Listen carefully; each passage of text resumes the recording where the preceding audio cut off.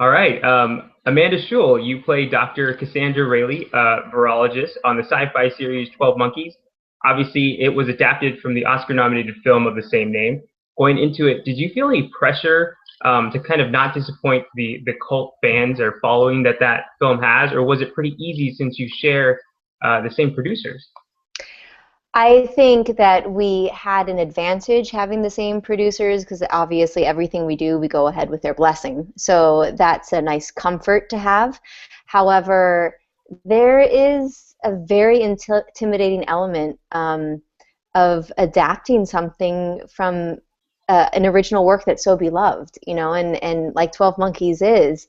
Um, What's also comforting about our adaptation and how we approached it is that our two writer-creators, Terry Matalas and Travis Fickett, couldn't possibly be bigger 12 Monkeys fans of the original. So, they wanted to make sure that everything we did, uh, you know, the original justice. And so that was very comforting, but at the same time, they wanted to make sure that we were our own entity, that our characters were unique from the original, and that we were able to sort of take the original kernel and veer it in a direction that was uniquely our own.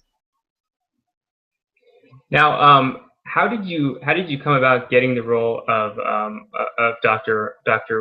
Riley, and what attracted you to her? I think what attracted me to her originally was her strength. She's an incredible woman just in every capacity. She's smart. She doesn't back down from a challenge. She's faced with this really bizarre scenario pretty much out the gate from the pilot, and she doesn't she doesn't back away from it. She doesn't cry. She doesn't ask why me. She doesn't act as your typical um, woman that a lot of shows like to depict, sort of in a crybaby way, I guess, for lack of a better word. She's the antithesis of that, and I think that's really impressive that these men were able to write a woman that I so admire, and so that was just from the get-go very exciting to me and unique. And the script came to me in the regular ways. I got the script, I read it, I auditioned, and the process to get this darn role was probably one of the longest auditioning processes that I've ever had. They made me work for it, and with every round and every incarnation of the script, I loved her more, and I needed to be her more. So, hats off to them if that was some sort of crazy master plan, because because it worked. Well, and to you too, if you ended up getting the role, that's Oh, thank pretty you. great. Now let's dive a little bit into Cassie. Her life changes pretty dramatically in an instant. You think she's getting carjacked because Cole's in the back seat of her Jeep, and all of a sudden, by the season's end, spoiler if you haven't seen the season finale yet, Yeah, spoiler, spoiler, spoiler. but she ends up in 2043. How do you feel for Casey, like her life having just gone through this complete 180? Yeah, it's something that I knew was going to happen from the beginning of the season. So I needed to make sure, not from the pilot, but from when we started filming the season from episode 2 on, I knew that that was my end point, which is a really nice luxury that you don't always get with episodic television, that you know the beginning point and the ending point of a character for a season. So I had this 12 episode arc to be able to get her there mentally, and just psychologically wrap my head around what she would be going through and how she would end with by episode 13. And the guys, Terry and Travis, were really great about reminding me, at certain points what was coming for her, and so I could prepare myself with all my homework with each script, just knowing what's to come and making sure it was a steady build with her, because even from here on out, stuff's gonna get crazy. It seems to have gotten pretty crazy already for her. I mean, we see her progress from, from that scene of her being, just vulnerable and confused to by the end, by the, episode 13, she's just almost like a complete badass where she's taken over the series, or, the whole going to fight the virus and the 12 Monkey Army in a way.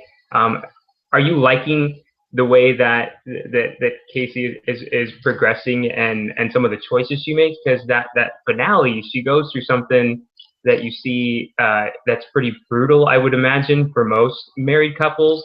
But then at the end, she has no problem, saying, shooting somebody. Yeah.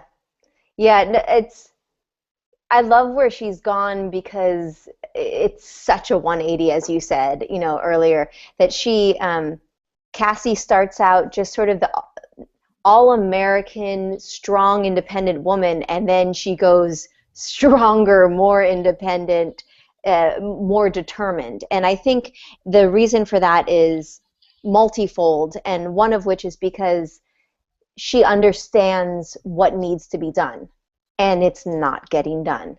And if it doesn't get done, then she's not ever going to be able to exist in this life that she's created from the original, when she was this wide-eyed, strong, smart virologist on this path to professional, just a fantastic career and existence. And if she doesn't figure out how to fix this and how to undo the virus, then nobody will. And what a heady thing to have to attempt on your own. I mean, the future of the world is literally in her hands. And she is not taking that lightly. And there was an episode, I'm forgetting which number right now, maybe I think it's 10, where she thought that everything had been resolved. 9 or 10. And just that life going back wasn't really acceptable to her. And so she had to question and confirm whether everything had ended. This whole thing has just been a complete mind mess, for lack of other words. and she knows that she needs to set things straight, and she's doing it the way that she knows how. Now, do you ever get a script from the writers who I think I don't know how they keep track of what they're able to come up with and what they're able to write, but do you ever get a script and your jaw just drops at some of the things that are in there, and you're just like, how are we ever going to pull this off? Yes. Well, as you know, watching the show, Ralph, every episode is really like a mini movie. I mean, the things that they pack in there are crazy. And so even just character decisions I find just amazing.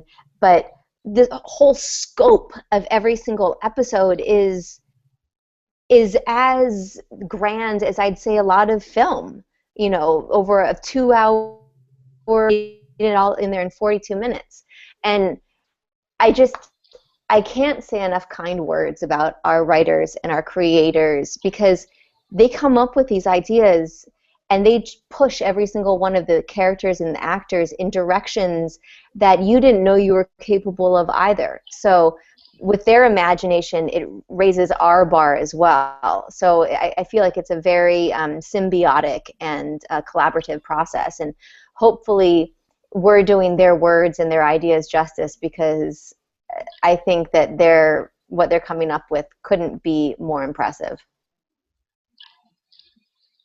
Very much, and even more impressive is that they've kind of snuck in this little potential love story that we see coming along for Cassie and Cole. Apparently, in 12, you see that Cole really does care for her, and of course, everybody that is breathing notices it from the get-go. But do you kind of do you kind of enjoy that little romance that's hidden in this crazy a bunch of years and worlds and decades? Theirs is not your typical relationship. But yeah, that's what makes it so fun to do, because they have been brought together in the most bizarre of circumstances, and yet it's almost like it was preordained. They have a connection that is unique to anything that either one of them has ever experienced in either one of their existences. And so it is fun to be able to play with, because it's not like anything I would have ever been able to portray in a standard show or film. Really unique. And it's interesting also for an audience and for an actor, because it's not obvious, and it's not, well, you know, we've gone on 3 dates, so then we'll show the gratuitous kissing scene, or, you know, whatever is expected from a traditional relationship. We have something that's an undercurrent, and it's not, which is very special and makes me very lucky to be able to portray. Yeah, and how cool is that? How did you guys meet story then? If like you do guys end up getting married and have kids, and you're like, yeah, your dad held me up in the car. Great one, right? Oh, well, it would start before that. Even it would be like, your dad got in this time machine, and, you know, Man, this. stories you could have. That'd be awesome. Now, so your show, 12 Monkeys, congratulations. It's a huge, it's a ratings hit, a critical hit. You scored a second season. It's a vast, an insanely rabid fan base. And now you and both you and the show have these whispers attached to the name Emmy coming up, and the season's coming. There's there's a whole number of awards that are coming up. Has the show and what you felt with the show exceeded your expectations? And did you, when you went into it, did you know that you had something this special here? To answer your first question, the show exceeded my expectations 100-fold. That's probably being cautious with my statement. I would be a fan of the show if I weren't on the show. I didn't actually watch any of the footage or rough cuts before I watched them all on television. I saw some of the rough cuts when I did ADR work, when I do voice looping, and so I would see some things, and I was amazed every single time and also at the cinematography of it too. It has a very specific look, and the worlds that they've created are so unique with the future and what I consider to be the present. And what's also unique about my experience on the show is that I never got to see anyone's work from 2043. So I had no idea, Deacon, played by Todd Stashwick, he's hysterical and horrible, and I was so excited to finally see him, and I watched him with everybody else, on television live.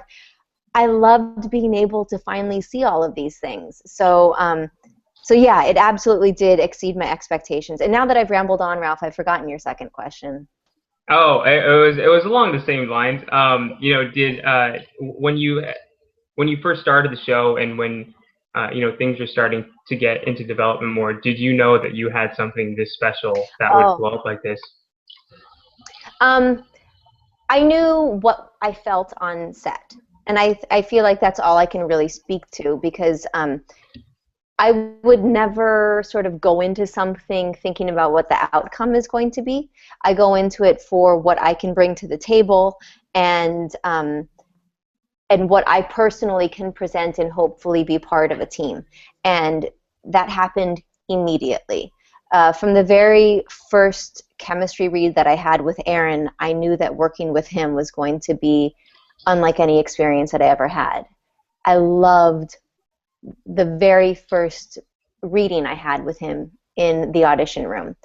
And So I knew that being able to work with him was going to be something that I had to look forward to. And then all these other characters that were cast, getting to work with them week in and week out, episode in and out, I realized that we had a wonderful chemistry as a group, but you never know how people are going to take to something.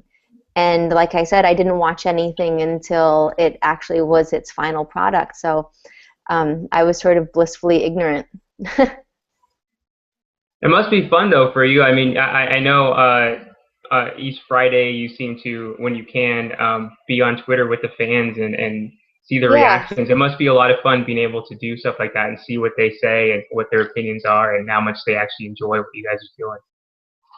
Yeah, no, I've never done something like that before. I've never had the opportunity to live tweet, and they asked me to live tweet the first episode, SyFy did, just to kind of get the word out, and I had so much fun doing it, and just having that direct interaction. I used to be a dancer, and I got to perform on stage, and you get the immediate feedback from the audience. And this is something similar to that in a different way that I get to have this immediate feedback with people, and they make me laugh out loud. They make me really question things.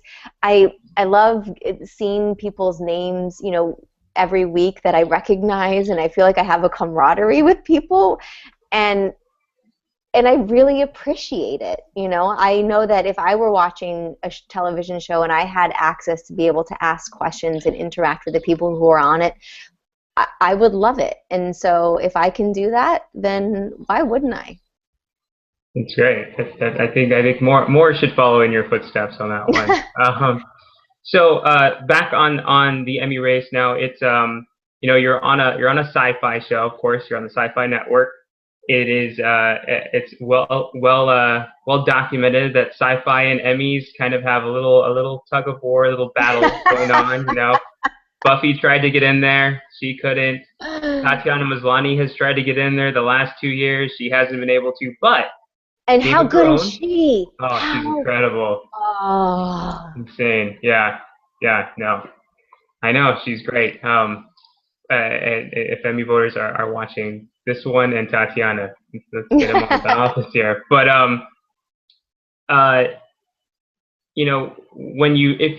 with Game of Thrones being fantasy and kind of breaking that mold and breaking in, people are starting to think, and the way voting is going this year is changing as opposed to the way it went last year. They're allowing for another 2% rule, which means if somebody comes within 2% of the top 6, you can get in there. Potentially 9 nominees could end up in a category. 7 has happened in the drama actress race before, just recently, a couple of years ago. It's not even arguably, drama lead actress is the toughest category at the Emmys to get into, because there are so many great roles for women out there right now, and everybody seems to be kicking butt, which is great. But if you're lucky enough to get in there, I'm sure just being mentioned alongside some of these names is great. But you have to select an episode to show your best work. Do you have an idea of what episode you would select? I know which one I would select for you, but which one would you select for yourself? Which one would you select for me? I think I really liked that 3rd episode with that kind of mini outbreak when you were right. Okay, well, thank you. That's very kind of you.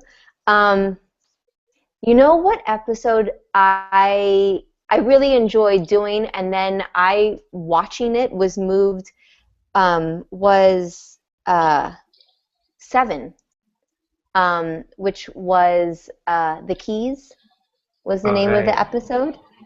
And that, it's sort of, I think one of the things I liked best about it was that, our show has an action element to it and an adventure element to it, and it was like we went through episode 4, through episode 5 was the night room, and it was, sort of intense, 6, intense, and then with The Keys, we kind of came up for a second, and we had Cassie and Cole have a moment where they were no longer on this action-packed mission together, that they were themselves, and almost were able to realize their chemistry, almost. And then they were snapped out of it. And so there was something about the breath about that episode, and it was directed by the incredible John Badham, who directed Saturday Night Fever. And his energy on set was totally unique to all the other directors also, because he wasn't doing this action-packed episode. He has this very calm, kind of warm energy about him, which is totally opposite from a lot of what we do. And so I think that was one of the reasons why it came out the way it did. And it was a really special episode to be able to shoot. So I don't know. I mean, the whole idea is so insane to me that we're having this interview and this conversation. So I guess if I were to choose, that would be it, but it would just be a thrill to be able, having this conversation is just silly to me, and that's very nice. Okay, well, let's not make you blush anymore, and let's go a little bit. Let's get to some fun questions, and we'll get to some fan questions after this. Yeah. If you could, splintering is a big part of the 12 Monkeys world. It is the 12 Monkeys world. If you could splinter yourself as Amanda, where would you go? What year? Any certain decade? Would you go to the future? Just stay in the past? No, I would not go to the future. That is one thing I know for certain. I have plenty of time to figure that out myself. One of the first times I thought about this, my first answer was, I'd go back and see the signing of the Declaration of Independence, which Aaron, my co-star Aaron Sanford, thought that was the stupidest thing he had ever heard, because he wanted to go back and see gladiators fight or something horrible like that. I think it would be amazing to see a day in a queen's court, maybe not necessarily participate with anything having to do with Henry VIII, but to just see what went on. I just think the pomp and circumstance would be so amazing to witness firsthand, the gowns, and probably it wouldn't smell good, so I probably wouldn't want to spend too much time in that world. And then also from just a selfish perspective, I didn't get to spend a lot of time with my grandparents growing up. I would maybe flash back to be able to spend some more time with them, get to know them better. Right. I mean, that's a very sweet answer. So that's a great use of splintering there. You're also pretty famous for your guest starring roles, specifically the one on Suits, playing Katrina Bennett, who is not as nice as your current character. But is there any show that's on air right now that you would love to guest star on? If you could. You know what the problem is with guest starring? If you're a fan of the show, you get to look behind the curtain like Oz, and you don't necessarily want to see people as they are. You want to stay a fan of the show and not know that they don't come into work looking that way, or that maybe they have a potty mouth and you thought they were really sweet, or I don't know. So there is a danger to that. But if I could guest star on a show, I think I would choose a comedy, something just totally fun and unlike 12 Monkeys. I'm a huge fan of Girls. I think that would be pretty fun, and I think they get to do some kind of dramedy-ish type things where they have drama mixed in with comedy. Maybe I would go back and do a 30-minute sitcom. Like, if I could splinter with my guest star role, if I could combine those two elements, maybe do an episode of Friends. How fun would that be? Yeah, that would be pretty incredible back in their heyday. Oh yeah. Yeah. All right. Let's get to a couple of fan questions now, then we can let you go. For this past season that just ended, Hulk windows, and we'll combine it with this other one. I don't know how to pronounce this one. Go Sedusa, I'm gonna say, and hopefully they know who they are. What was Yeah, that's genius. what was your favorite scene of the first season to film, and what was the hardest scene for you to film? My favorite scene from the first season to film. Oh, that's a hard one.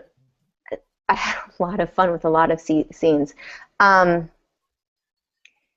okay, I think it's going to be a tie. Um, I really loved the scene with Cole, with Aaron Stanford, where we got to dance in episode 7. That was shot in a big, beautiful museum in Toronto, and they had brought in these giant dinosaur heads, and they had music going, and it was really special to do that. That was fun. And then also when we were shooting the night room, there's a scene with Emily Hampshire's character Jennifer Goines and Cole and Cassie, and she's of course just losing her mind, and Cassie's witnessing her being crazy for the first time. She had never met her, and she didn't know what to expect. And Emily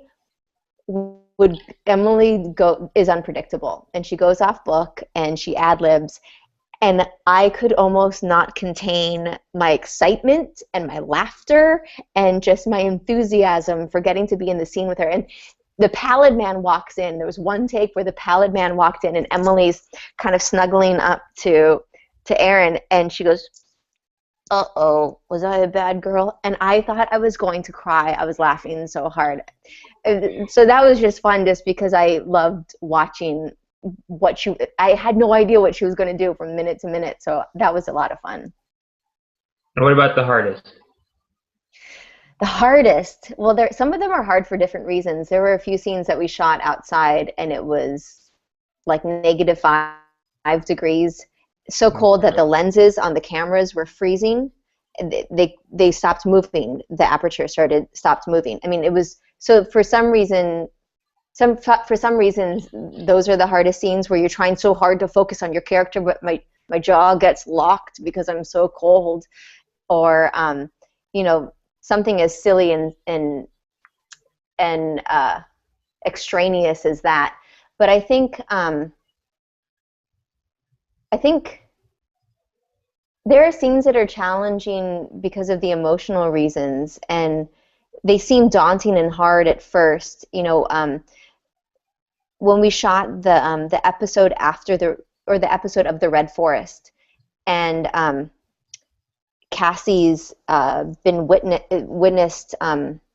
She's been drugged, and she witnesses this Red Forest, and basically it's almost like the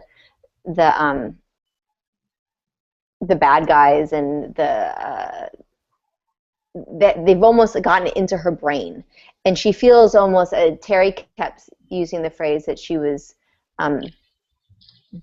I can't use the words that he was using, I guess, now that I think about it, but that they've gotten into her brain, and that they've been able to see her thoughts. And as a smart, strong woman who's always been in control, having other people kind of dissect her brain and get in there and maybe see her innermost thoughts is probably one of the scariest things that could ever have happened to her, even more so than something happening to her physically. The fact that she is who she is, and having something like that going on that she was not capable of controlling, was just so devastating. And we shot the scene where Cassie's recounting to Aaron what has happened first of that episode. And so that was really hard to kind of wrap my personal brain around that, because we hadn't yet shot any of the Red Forest stuff. And we hadn't shot the stuff with the striking woman where she's walking Cassie through the Red Forest. And so that was a challenge in that regard, because I didn't yet know what was going to happen, and I had to kind of sort of imagine the worst case scenario and try to depict that, and hope that that was in fact what needed to be shown for the rest of the episode. G from B wants to know, what did you think when you found out that Cassie would be able to time travel? Excited, I was I pretty mean? excited. Yeah, I was excited about that. Yeah, it's funny, the guys, Terry and Travis, told me pretty early on that that was going to happen, and at first I thought, oh, okay, well, cool. All right, that's great.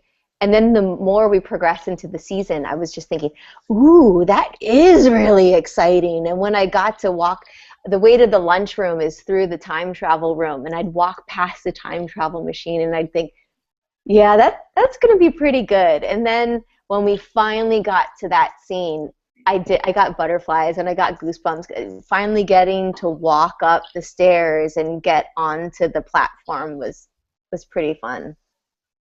Awesome. All right, and a final one, and I need to squeeze this in there because if not, I'm sure I'll get a lot of death threats, and my sister will be really angry. But this Traegar asked a perfect question. It goes to your iconic Jody from Center Stage. Yes. Please ask Amanda, are there going to be any Center Stage-esque dance scenes in the second season? Who is this? Who is this? Agar? Who is this person that asked that? Traegar, I don't know. Traegar. Yes, Traegar. Well, because I want to tell Traegar personally, if I have anything to do with it, Traegar, I will work as hard as I possibly can to incorporate apocalyptic dance scenes into 2043. I'll do my best. So that's all they can ask. That's all they can hope for. Well, thank you so much for joining us. Congratulations on the show. Best of luck this award season, and we hope to talk to you again soon. Thank you, Ralph. Thank you, everyone.